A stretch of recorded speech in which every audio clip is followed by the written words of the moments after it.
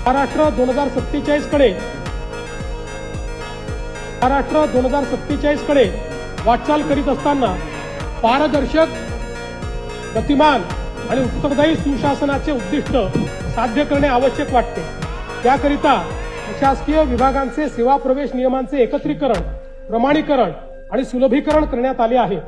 महायुती सरकार स्थापन झाल्यानंतर आतापर्यंत 1,20,000 पदभरती करण्यात आली असून पुढील कालावधीत टप्प्याटप्प्यात महाराष्ट्र लोकसेवा आयोग व इतर यंत्रणांच्या माध्यमातून आणखी 75,000 पदांची पदभरती करण्यात येणार आहे।